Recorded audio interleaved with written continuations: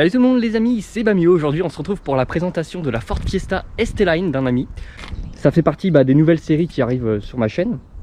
Donc là comme vous pouvez voir, petite Ford Fiesta ST-Line de 2019. Voilà. Je vous parlerai de la motorisation un petit peu après. Là je vous fais vraiment le tour extérieur avec ces plaques personnalisées bien évidemment.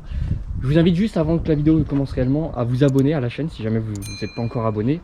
C'est gratuit, ça fait vachement plaisir et puis ça permet d'être informé des nouvelles vidéos qui sortent. Donc voilà. Donc la voiture est équipée de jantes de 17 pouces. C'est des vraies jantes. La voiture a été lavée et il y a eu de la cire sur les pneus. On a un peu roulé donc forcément ça s'est déjà barré mais c'est dommage. Avec le petit logo, le petit sigle ST-Line. Très joli rouge. Et il est vraiment pétant. C'est pas le rouge de la Twingo, c'est assez énervé mais c'est pas moche pour le coup. Donc je vous montre un petit peu l'arrière.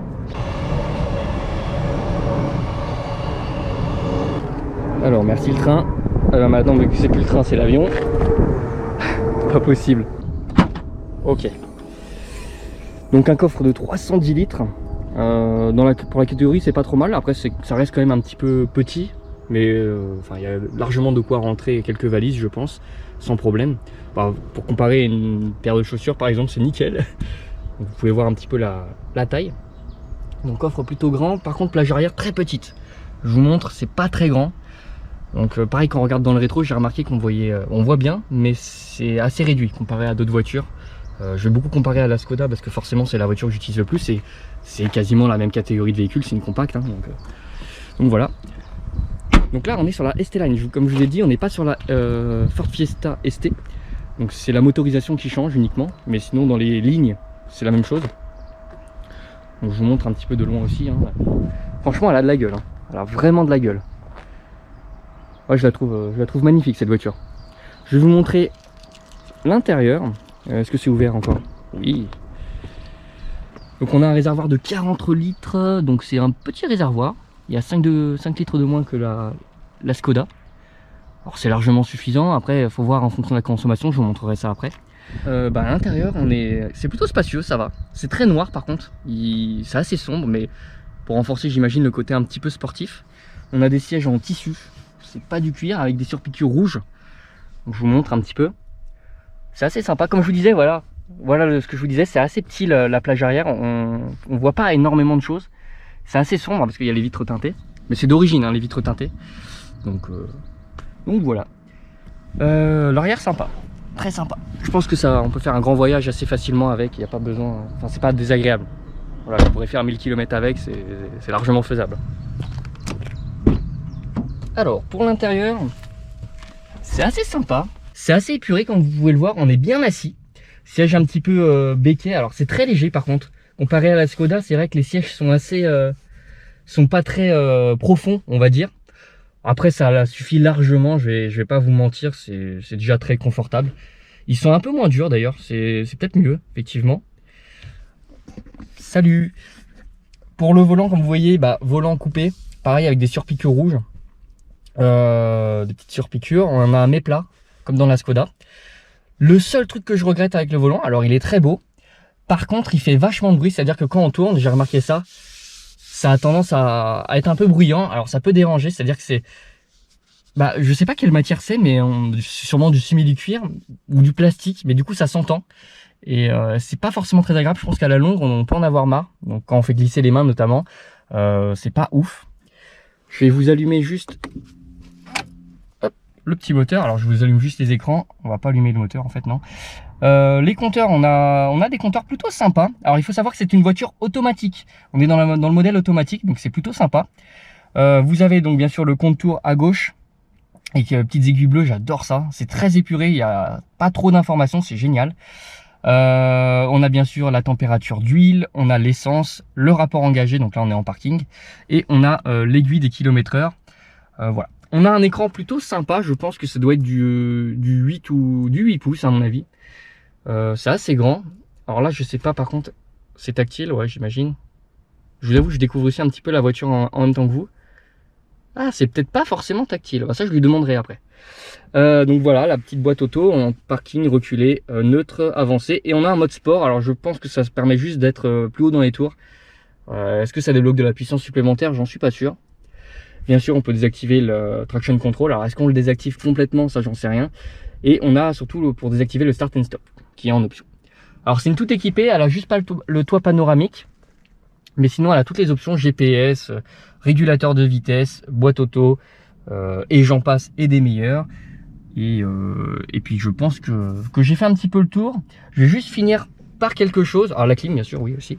Je vais finir par quelque chose. À l'extérieur, il y a quelque chose qui est plutôt sympa. Ah oui, pardon. Touloulou. Hop. À l'intérieur, on a à l'extérieur, pardon, on a quelque chose de plutôt sympa, c'est qu'on a des trucs tactiles. C'est-à-dire que là, si je veux fermer la voiture, et ben voilà. Et on a les rétros rétractables également. Donc c'est plutôt sympa. Je vous montre un petit peu aussi la ligne en dessous. Comme vous pouvez voir, avec la petite ligne d'échappement, une vraie ligne, un vrai pot. Des fois, on a des faux pots en plastoc, même pas troués. Là, c'est un vrai pot. Donc c'est plutôt agréable, c'est plutôt une bonne nouvelle. Et juste, je vous remontre l'avant parce qu'on n'a pas tous les jours un avant aussi agressif et aussi sympa. Je le trouve doux mais agressif en même temps. Faut aussi que je vous montre quelque chose d'intéressant. Je vais vous montrer le moteur. Alors est-ce que je peux l'ouvrir? Ouais, je peux l'ouvrir comme ça. C'est trop bien ça. Alors pour le moteur, la petite trappe est ici. C'est ce qui m'a montré tout à l'heure. Ah oui.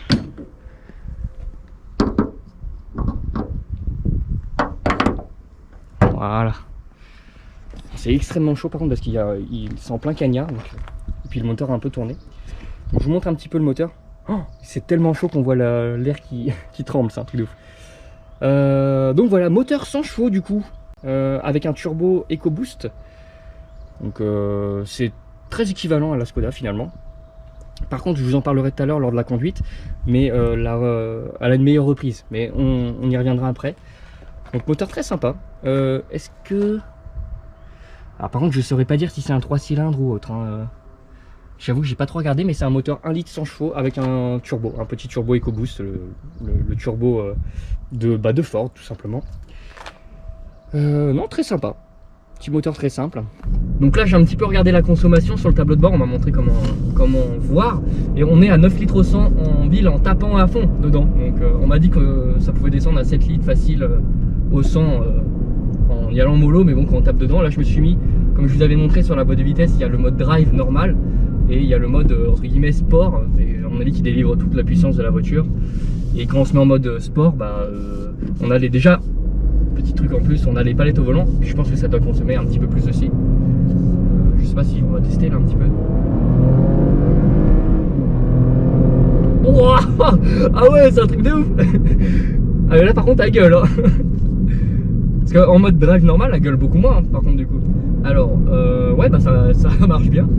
Ouais, j'en avais pas parlé mais on a des palettes sur le volant. Donc alors la voiture est automatique. Donc c'est la première fois d'ailleurs que je conduis une voiture automatique. Mais si jamais vous voulez faire le kéké et passer les vitesses à la main, vous pouvez. Alors ça sert pas à grand chose, mais si vous, par exemple, imaginons que vous êtes sur l'autoroute, vous voulez entendre un petit peu le moteur, vous rétrogradez et puis ça fait du bruit et puis on est content. On est content. Donc il y a le start and stop, mais bon là vu qu'on roule pas beaucoup et qu'on n'arrête pas d'allumer le moteur, éteindre, etc. Bah forcément il se met pas en route. Je crois qu'en plus il y a un temps généralement sur les start and stop, il faut au moins 5 minutes pour qu'il s'active. Donc là bah, je me suis remis en mode drive. Ça fait pas trop de bruit, c'est pas mal. Les suspensions d'ailleurs sont assez fermes. Donc pour ceux qui aiment, c'est sportif. C'est plutôt agréable. Après c'est vrai que à la longue ça peut être chiant, mais après c'est au goût de chacun. Hein. Personnellement ça me dérange pas. À part si c'est tape-cul, mais c'est pas tape-cul donc ça va. Et c'est assez bien insonorisé. Et on va aller sur l'autoroute justement pour tester à... je crois qu'il est à 90 l'autoroute là-bas, mais oh putain lui il m'a niqué les oreilles. On va tester l'insonorisation à 90 km/h, voir déjà. Mais arrêtez de faire du bruit, vous faites plus de bruit que moi. Et on s'y fait vite à la boîte auto, j'avais un peu peur au début, mais finalement c'est trop pratique. Genre là, pas besoin de débrayer.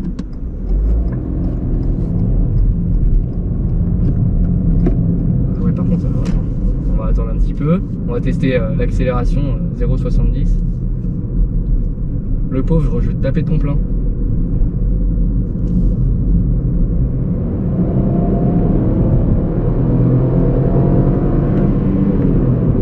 Pas mal. Ça fait du bruit. Et c'est un bruit plus aigu, j'aime bien. Ça fait très sportif. Donc là, oui, comme je vous disais, on est dans un moteur 100 chevaux avec un petit turbo. Et savoir que la ST, la vraie version ST Sport, elle est à 200 chevaux. Et au lieu d'avoir un moteur 1 litre, une cylindrée d'1 litre, on a une cylindrée de 1,5 litre.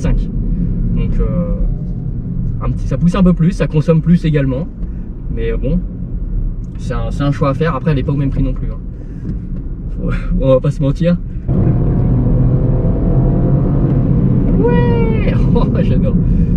Donc là, ouais, on vient de me dire que c'est un moteur 3 cylindres, bah, comme dans la Skoda finalement. J'ai pas réussi à voir dans le moteur directement à voir les cylindres, mais effectivement c'est un 3 cylindres. Et pour un 3 cylindres, je trouve que ça envoie bien. Petit point également avant qu'on rentre sur l'autoroute, on a je trouve que la reprise est vachement mieux. Elle est plus réactive. Le turbo se déclenche beaucoup moins en retard. Alors après, est-ce que c'est un réglage? Alors je compare à la Skoda, bien sûr. J'imagine que c'est pas la seule voiture à faire ça. Donc là, je vais me taire, on va écouter le son du moteur.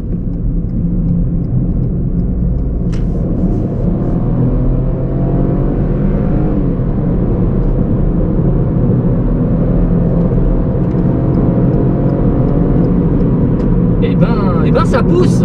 Ça pousse pas mal. Ah merde, c'est 90, on va se calmer un peu. Ça pousse bien, ça sonne bien. Et ben pour le coup, ouais, je suis plutôt content. J'avoue que c'est une bonne surprise. En boîte auto en plus, ça passe tout seul. On n'a pas besoin on n'a pas de grosses coupures, donc l'insonorisation, bah c'est pas trop mal. Alors il faut savoir que le revêtement est là, il est pas vieux, donc c'est pas une vieille route. Après, à l'oreille, alors ça fait longtemps que j'ai pas pris l'autoroute avec le confinement, mais à l'oreille, je pense que ma voiture, il y a moins de bruit dans ma voiture quand même. Et je sais pas si c'est la route ou si c'est parce que ça fait longtemps que je l'ai pas conduit sur l'autoroute.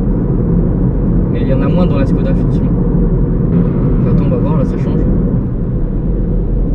Ah ok, ouais, bon, bah, j'ai rien dit, là on a changé de revêtement de route et ça fait moins de bruit. Non, bah c'est peut-être un ressenti, mais non, mais finalement ça fait peut-être pas forcément plus de bruit.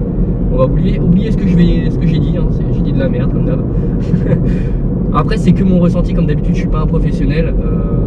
Voilà, si je compare des voitures bah, que j'en ai pas non plus essayé 2 milliards, donc c'est mon petit ressenti d'un usager traditionnel. Et puis on verra bien. On va sortir là d'ailleurs. J'ai pas envie d'aller sur Paris, on va éviter. Voilà, bah en tout cas super sympa la voiture. Alors je sais pas si je vous en voudrais d'autres des vidéos avec cette voiture. Moi je suis chaud, donc n'hésitez pas d'ailleurs à mettre le petit pouce bleu si jamais vous l'avez pas fait. Et je vous invite bien sûr à vous abonner pour ceux qui l'auraient pas fait, même si je l'ai déjà dit en début de vidéo. N'hésitez pas à me dire ce que vous pensez de ce véhicule. Si je me suis gouré, n'hésitez pas à le mettre dans les commentaires également. Là il y a un gros trou ici. Et puis nous on se retrouvera pour une prochaine vidéo tout simplement. À bientôt, salut.